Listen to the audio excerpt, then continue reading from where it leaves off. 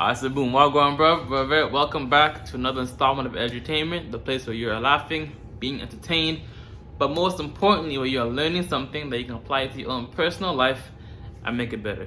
COVID-19 is out there, but you know, the show must go on.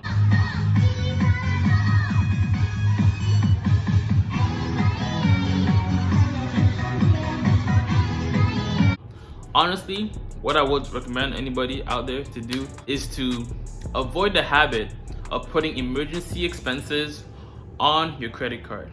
Oftentimes, when an emergency arises, it's because you don't currently have the money for it, right?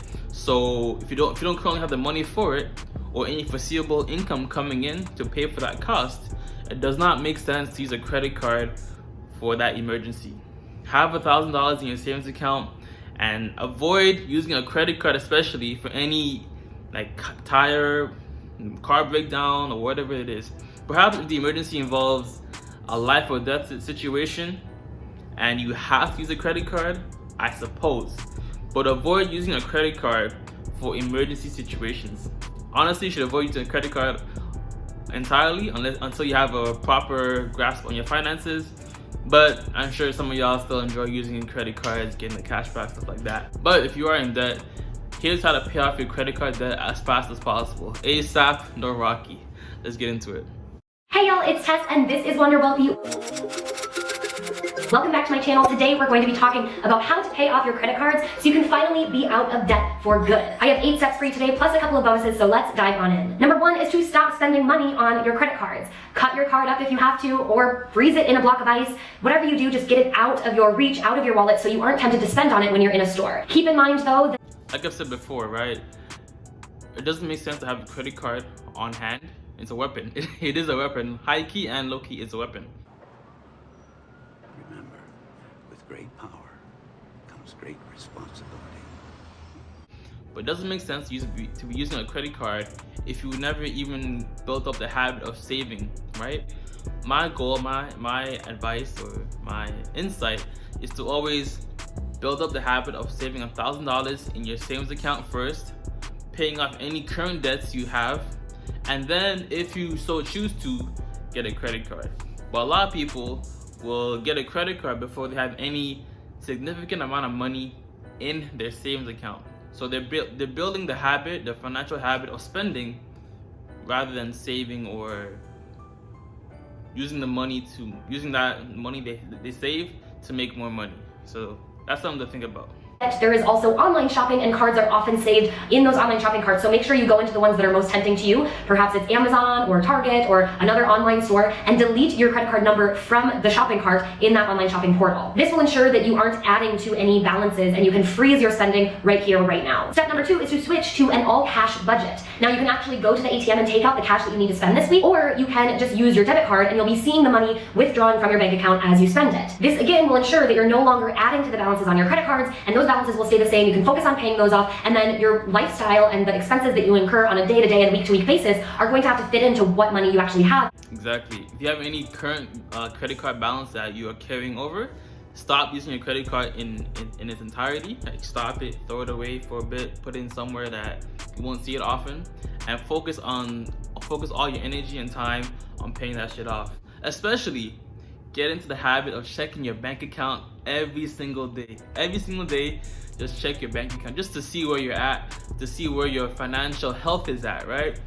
Oftentimes, the times where I've spent the most money is when I didn't check my bank account for 2, 3, 4, maybe even a week, right? And you know that there's money coming out, but you just don't want to check because you know you've been careless with your spending.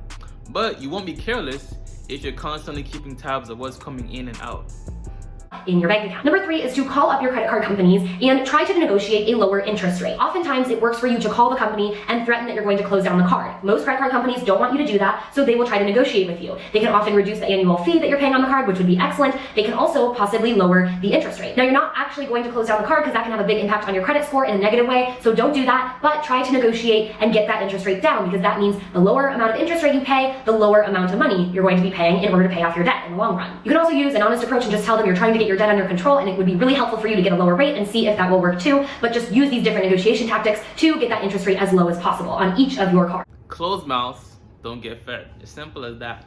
If you never ask, you'll never know. You'll never know.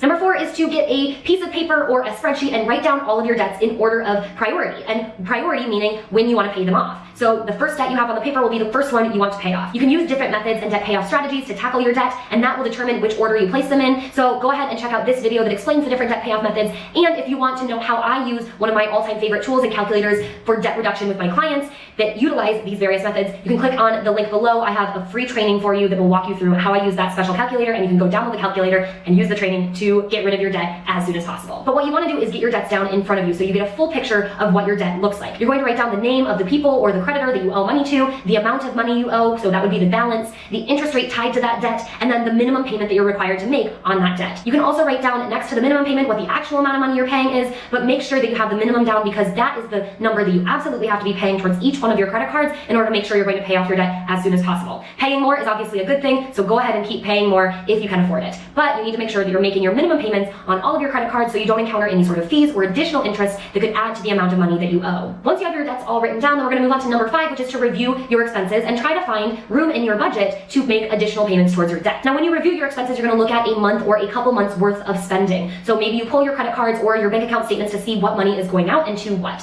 You may have to make some temporary reductions in your spending, but this is only temporary while you work on paying off your debt. You can also make permanent reductions if you find ways that you can live on less without spending money, and that is awesome too. Sometimes debt reduction requires us to make some drastic changes, like moving from one place to a new one to have more affordable rent or driving a more affordable car. These are things that are some of the ways to some of the uncommon ways to actually spend less money in terms of like just utilities and stuff is whenever you leave the house, turn the thermometer down. So maybe perhaps when you're living inside the house, it's 22 degrees, but when you leave, turn it down to 18, right? And then when you're using your car, instead of pressing the pedal hard to start or to stop, use the pedal more conservatively, right? Start slow and brake slow as well, right? And also when it comes to like your water usage, right? Never let the water run as soon as you stop using it, turn it off. And you could perhaps even try using a bucket to shower rather than showering from the shower head. I found for myself, based on my experience, when you use a shower head, you just tend to use a lot more water than putting the water in a bucket, soaping yourself, and then using the bucket, cleaning yourself, and stuff like that. So those are some more frugal tips or hacks to save some money. Also, definitely negotiate with your phone company, your Wi-Fi company. Just negotiate, talk to them. Yo, I'm about to leave. I want to go to a different company. Can you give me a deal? Always ask. If you don't ask, you never know that you make, but if you can reduce the cost, you can free up a lot of money to pay down your debt even faster, so definitely consider some of these bigger changes as well. Number 6 is to get yourself on a budget. Not only do you need to know how much money you have to put towards your debt and how much of your expenses you can reduce, but you also need to know how much you're spending each and every day or week or month, and where you can find some savings in your budget so that you can put even more money towards your debt to significantly reduce it. I suggest the anti-budget. If you're not good at regular standard budgeting methodologies, then the anti-budget might be an excellent one for you. I have a free training to take you through the anti-budget on my website. You can head on down to the description box or go to www.wanderwealthy.com/anti-budget, and that will show you how you can sign up and get access to my free downloadable calculator and weekly tracker so that you can start having a lot more money to pay off your debt every single week and especially every single month. Number 7 is to build up your other accounts during months that are a little bit more affordable. So yes, throughout your entire process of paying off your debt, some months you're going to have more expensive things that come up in your life and you're not going to have what's left over to go towards debt or even to go into savings, but some months will be a little bit cheaper and you'll be able to put more money towards your debt and even more money towards your savings. We don't want to neglect saving for our oh shit moments and putting money into our emergency savings, and we do know that with the holidays coming up once a year and wedding season coming up once a year, there are those more expensive months that come into play. So why not pre-save for it so that the next time you have an expensive month, you're already— As always, the best way to save any type of money, right, is to always pay yourself first. 10%, 20%, 30%, whatever you can put into your savings account for the emergency fund, such as the coronavirus. It is crucial, it is important, it is vital, right? Pay yourself first, and then pay all the necessary expenses, and then also work towards paying the rest of your extra income on your debt rather than the fun spending. Savings that could cover some of these items that would otherwise drain your budget. And number 8 is the thing we've kind of been talking about this whole time, but when you do find extra money in your budget and you've already saved some money so you have extra money left over, put that extra cash flow towards the principal of your debt. and you want to put it towards the principal on the first priority of your debt and then work from there. Once that first priority debt is gone, because you've been putting a ton of money onto the principal balance and reducing that balance, you just move on to the next debt. Now you're still making the minimum payments on all of your debts, but that first debt gets all of the extra money and then you move on to the next. This will ensure you that you'll get some momentum under your belt, you'll see debts becoming eliminated off of your list, and it'll just feel good and you'll be motivated to continue to pay off your debt until you're finally debt free. All right, now you know the 8 steps that you should be taking and that you could start taking right now to drastically reduce and eliminate your debt, plus some free resources and free trainings that I have linked down in the description box below so that you can get well on your way towards becoming debt equals zero. But I want to leave you with a couple of bonus tips. The first one is to find some extra money, and there are definitely many ways to find additional sources of income. You can sell some of your things, you can freelance write, you can turn one of your hobbies into a money-making activity and sell your services or your crafts. And with this additional income, you should be putting it directly towards the principal on all your debt. You're essentially making a second income and using that income to completely pay off your debt. And if you can do this and really focus, your debt will be gone before you know it. The second bonus tip is more of an answer to a frequently asked question that I receive a lot, and I know I'm going to get from this video, so might as well tackle it now. And that is to consolidate or refinance your debt and whether you should or should not do that. Specifically, I'm just going to touch on credit cards in this video, and that would be most people wonder if they should do a balance transfer of all of their credit cards to a 0% interest credit card. And I typically say no. Reason being that my experience with my clients is that when they do a balance transfer to a 0% interest credit card, they are not forced to change their habits. Typically, they transfer that balance, it sits on that credit card because they're not accumulating any interest, and they go back to spending money on other credit cards and racking up the debt again. Also, they're not motivated or have any pressure to pay off that balance because it's a 0% interest card. The downfall of these cards is that there's usually only a period of time where you get 0% interest, and then once that period comes to an end, that 0% can turn into over 20% interest. So now you have this balance on your card, and suddenly it's accumulating at 20% interest because we didn't get to tackle it and pay down that debt. I typically like to keep debt separate as well, because if you can see yourself conquering one with a smaller balance, then you can move on to the next one, and it just helps you from a psychological perspective see yourself gaining momentum, building these habits of not spending on any additional credit cards and really paying off that debt. And it's just a much better method and approach from us as human beings who are very emotional and emotionally attached to our money. And just gotta keep it simple. Keep it real simple.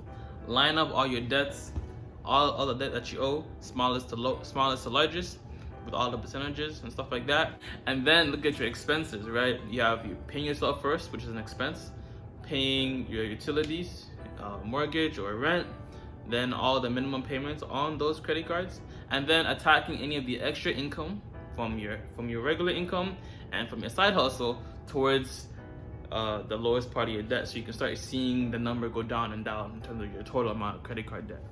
It's pretty straightforward. And obviously, the biggest caveat to this is, of course, to stop using the credit card in the first place. Because if you're constantly using it, you're gonna get the goal is to change your behavior so that you aren't as liberal with your credit card usage as you were before, right? Like I always say, bro, you're better off building the habit of saving first and being financially responsible before you start using a credit card or getting access to a credit card willy-nilly. But yo, that's pretty much the crux of this whole video. And again, emergencies should not be used on a credit card. Emergencies should be out of your own pocket, something you've already saved up for, whether it be asking people, your friends and family. Even friends and family is like a lot, because if you don't pay them back, that also ruins the relationship. So essentially, be financially responsible for yourself. Start building a habit of saving a decent amount of money in your savings account so that when emergencies come up, you're prepared and you're not using a credit card to pay for the emergency, which you obviously don't have the money to pay for in the first place. Well, yo, God bless, much love, peace, and joy. Namaste. Always remember, if it doesn't feed you, don't water it, and too much of any good thing is good for nothing. How you doing today? Hopefully you're doing more and saying less. Deuces.